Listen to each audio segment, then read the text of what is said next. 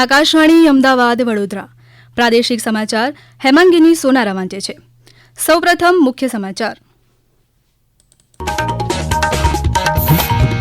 મુખ્યમંત્રી ભૂપેન્દ્ર પટેલે કૃત્રિમ બુદ્ધિમત્તા અંગેની ટાસ્ક ફોર્સની રચના કરી. કૃષિ મંત્રી રાઘવજી પટેલની અધ્યક્ષતામાં આજે ગાંધીનગર ખાતે ટેકાના ભાવે ચાલી રહેલી જણસોની ખરીદી અંગેની સમીક્ષા બેઠક યોજાઈ.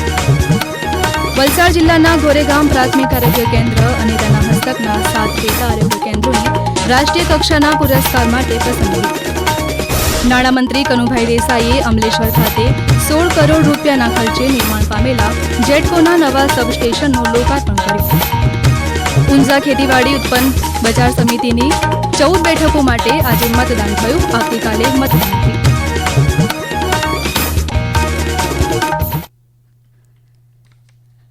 સમાચાર વિગતવાર.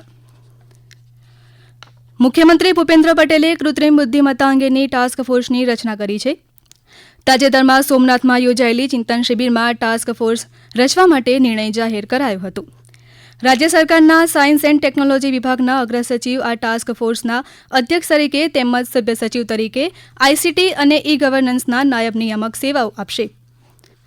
પ્રારંભિક તબક્કે 1 વર્ષના સમયગાળા માટે રચાયેલા આ ટાસ્ક ફોર્સની વાર્ષિક સમીક્ષા કરાશે.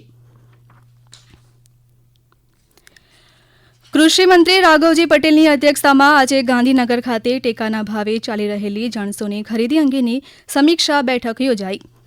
આ બેઠકમાં તેમણે અધિકારીઓ સાથે ચર્ચા કરી ટેકાના ભાવે થતી ખરીદીની વિગતો મેળવી તેમજ ધીમી ચાલી રહેલી મગફળીની ખરીદી બાબતે અધિકારીઓ સાથે ચર્ચા વિચારણા કરી. આ દરમિયાન જામનગરના હાપા માર્કેટયાર્ડમાં છેલ્લા થોડા સમયથી વિવિધ જણસીઓની ભારે આવક થઈ રહી છે, જેમાં આજે ડુંગળીની ભારે આવક થઈ છે. ગઈકાલથી જ ખેડૂતો ડુંગળી ભરેલ વાહનો લઈ હાપા યાર્ડ પહોંચ્યા હતા. 225 જેટલા વાહનો ડુંગળી સાથે ખેડૂતો યાર્ડમાં આવ્યા હતા.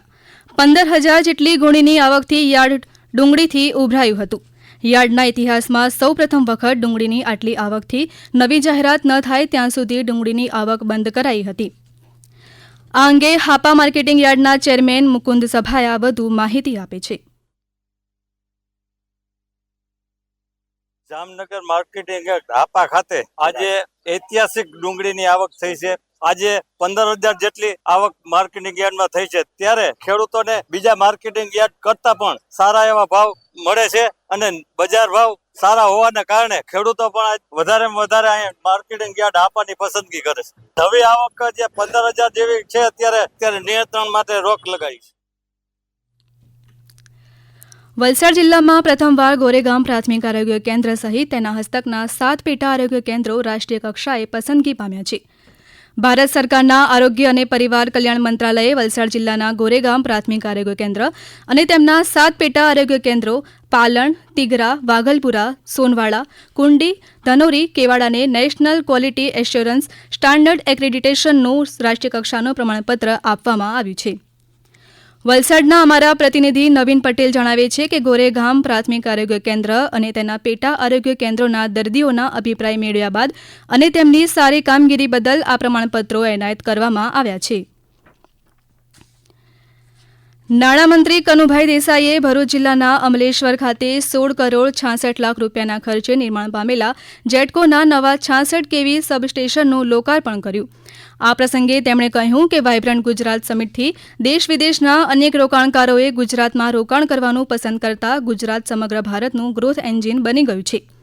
સોલાર રૂફટોપમાં સમગ્ર ભારતની 82% સોલાર રૂફટોપ ગુજરાતમાં લાગેલી છે. આ સબસ્ટેશન ખેડૂતોને દિવસ દરમિયાન કૃષિ વીજ પુરવઠો પૂરો પાડવાના આશયથી નિર્માણ પામ્યું છે. તેના લોકાર્પણથી આજુબાજુના 15 કિલોમીટર વિસ્તારમાં આવેલા કુલ 17 ગામોના અંદાજે 22,000 જેટલા લોકોને વિક્ષેપ રહિત વીજળી પૂરતા દબાણથી પૂરી પાડવામાં આવશે. ઊંઝા ખેતીવાડી ઉત્પન્ન બજાર સમિતિ એપીએમસીની ચૂંટણી માટે કુલ 14 બેઠકો પૈકી 10 બેઠકો ખેડૂત વિભાગની અને 4 બેઠકો વેપારી વિભાગ માટે કુલ 36 ઉમેદવારો માટે આજે મતદાન યોજાયું હતું. જેમાં 10 ખેડૂત વિભાગમાં 20 ઉમેદવારો માટે 261 મતદારોમાંથી 258 મતદારોએ મતદાન કર્યું. જ્યારે વેપારી વિભાગમાં 4 બેઠકો માટે 16 ઉમેદવારો માટે 805 ઉમેદવારોમાંથી 782 મતદારોએ મતદાન કર્યું હતું. આવતીકાલે મતગણતરી હાથ ધરવામાં આવશે.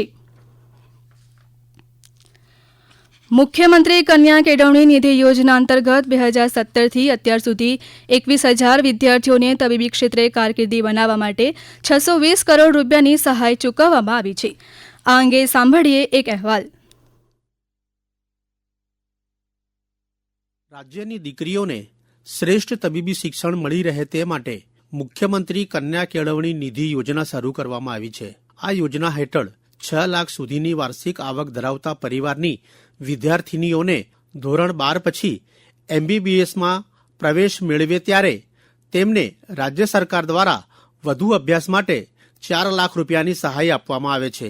આ યોજનાનો લાભ મેળવવા માટે વિદ્યાર્થિનીએ નીટ દ્વારા MBBSમાં પ્રવેશ મેળવેલો હોવો જોઈએ. આ યોજનાથી રાજ્યની વ્હાઇટ કોટ મહિલા વોરિયર્સ સફળતાપૂર્વક તેમના ડોક્ટર બનવાના સપનાઓને સાકાર કરી રહી છે.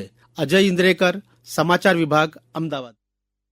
આ સમાચાર આપ આકાશવાણીના અમદાવાદ વડોદરા કેન્દ્ર પરથી સાંભળી રહ્યા છો. આ સમાચાર આપ અમારી YouTube channel AIR news Gujarat પર પણ સાંભળી શકશો. વધુ સમાચાર માટે અમારી વેબસાઇટ newsonair.gov.in/gujarati અને અમારા એક્સ હેન્ડલ AIR_news_ABD ને ફોલો કરશો.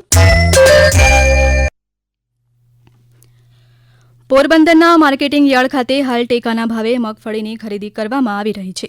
ત્યારે આજથી મગ, અડદ અને સોયાબીનની ટેકાના ભાવે ખરીદી શરૂ કરવામાં આવી. યાર્ડમાં પોરબંદર અને રાણાવાવ તાલુકાના ખેડૂતો દ્વારા ખેત પેદાશોની ખરીદી કરવામાં આવી હતી.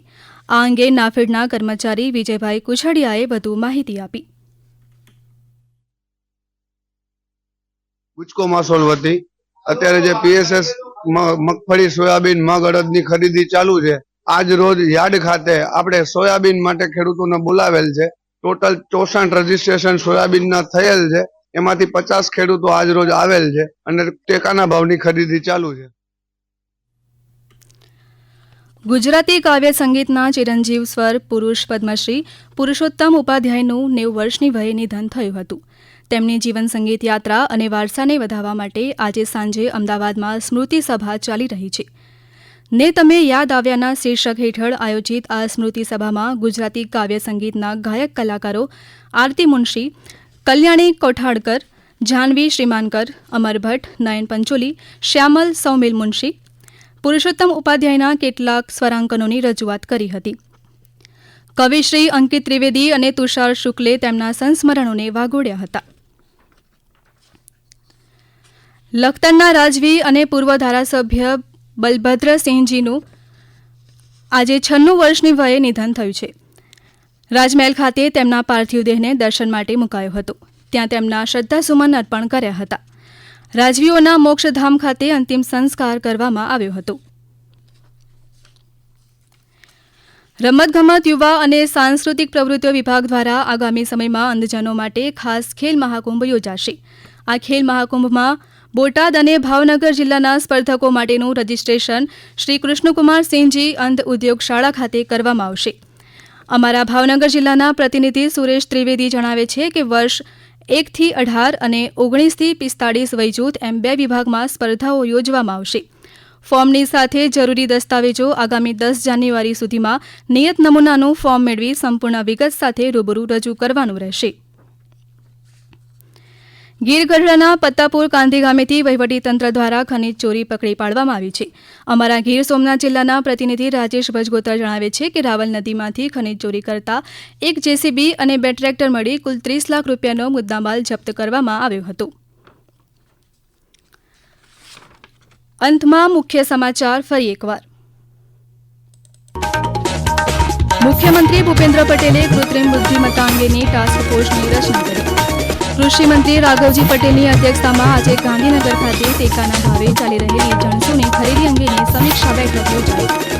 વલસાડ જિલ્લાના ગોરેગામ પ્રાથમિક આરોગ્ય કેન્દ્ર અને તેના હસ્તકના 7 પેટા આરોગ્ય કેન્દ્રોની રાષ્ટ્રીય કક્ષાના પુરસ્કાર માટે પસંદગી. નાણામંત્રી કનુભાઈ દેસાઈએ અમલેશ્વર ખાતે 16 કરોડ રૂપિયાના ખર્ચે નિર્માણ પામેલા જેટકોના નવા સબસ્ટેશનનું લોકાર્પણ કર્યું. અને ઊંઝા ખેતીવાડી ઉત્પન્ન બજાર સમિતિની 14 બેઠકો માટે આજે મતદાન થયું. આવતીકાલે મતગણતરી. આકાશવાણીના અમદાવાદ વડોદરા કેન્દ્ર પરથી પ્રાદેશિક સમાચાર પૂરા થયા.